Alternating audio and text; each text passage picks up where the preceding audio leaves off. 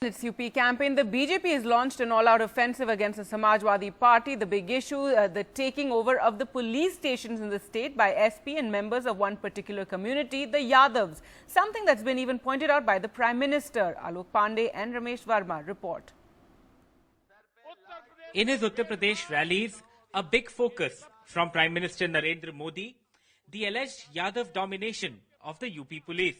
दलित को पूछो तो वो कहता है मुझे हक का नहीं दे रहे हैं, ओबीसी वाले ले जाते हैं।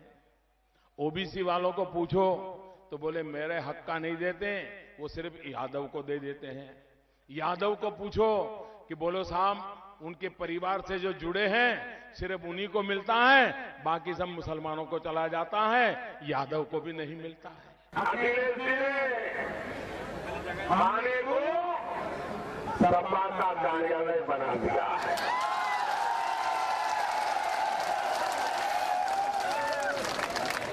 थानेदार तो दो होते हैं, लेकिन सपा के 5 गुंडे वहां बैठे होते हैं। In the midst of this high decibel campaign, Gopal Singh Yadav, the latest in the 2-decade-long list, with just a few exceptions, of Yadav in charges of the high-profile Saifai police station in Yadav stronghold Etawah, refuses to discuss the merit of his 2-month-old posting.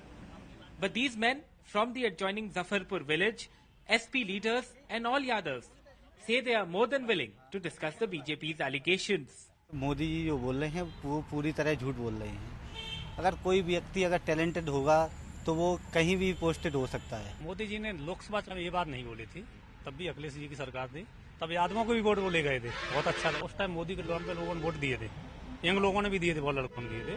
अभी सारे लड़के CM साहब को दे रहे। There are no hard numbers to substantiate the BJP or even Mayawati's claim that Akhilesh Yadav's government has favored Yadavs in police recruitment or postings, and as a consequence, crime rates have increased. However, there are hard numbers on crime. For Uttar Pradesh in 2015, for instance, the state led the country in crimes against Dalits, recording over 8,300 cases. At Etawah's Rayanagar village, just a few kilometers from Saifai, this group of Jatav or scheduled caste villagers, Mayawati supporters, second Modi's claims. 23-year-old Dharmendra Kumar says he appeared for police entrance examinations in 2013. He did not get through. अब तो सब कुछ जातवाद के आधार पर हो रहा है, जो कुछ हो रहा है।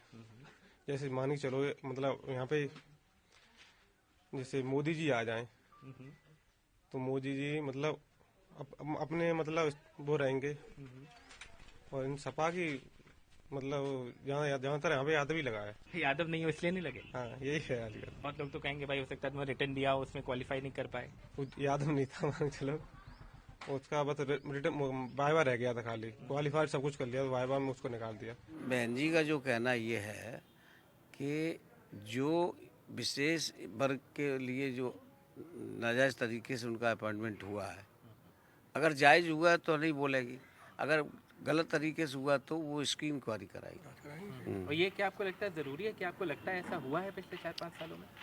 भाई भीतरी तो हम पावजम नहीं जा सकते, लेकिन निश्चित तौर से कुछ ना कुछ गड़बड़ हुआ है। Chief Minister Akhilesh Yadav has not reacted to this point in the BJP's campaign in UP so far, focusing instead on his government's improvement in police delivery mechanisms, including these first responders, Dial 100 cars. In Etawah with Arshad Jamal and camera person Ramesh Verma, this is Alok Pandey, NDTV.